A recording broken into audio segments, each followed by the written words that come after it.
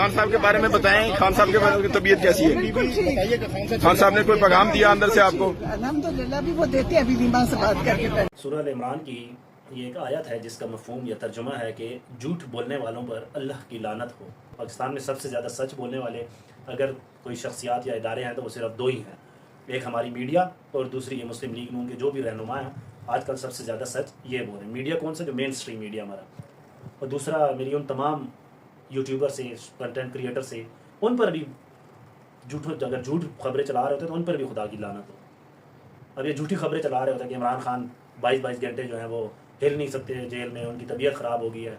लोगों को, अपनी आवाम को, जो कारकुन उनके मुतहर्रिक हैं इस वक्त इमरान खान को सपोर्ट कर रहे हैं, तो उनको भी मायूसी की तरफ लेके जा रहे हैं। मायूसी चूँकि गुनाह है, कुफर है, तो मेरी पीटीआई वालों से गुजारिश है कि मायूस नहीं होना, इंशाल्लाह डट के खड़े रहें, आवाज़ उठाते रहें जुल्म के ख़िलाफ़, इसी तरह इनका मुकाबला करते रहें।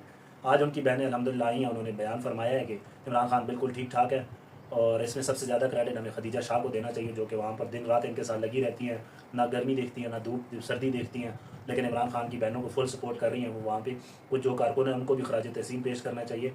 लेकिन ये जो हमारे पीटीआई के कंटेंट क्रिएटर हैं, अगर ये झूठ बोल रहे हैं तो खुदारा झूठ से गुरेज करें, लोगों में मायूसी ना फैलाएं, लोगों को मुतहर्रिक करें, जुल्म के खिलाफ आवाज़ उठाएं। Thank you so much.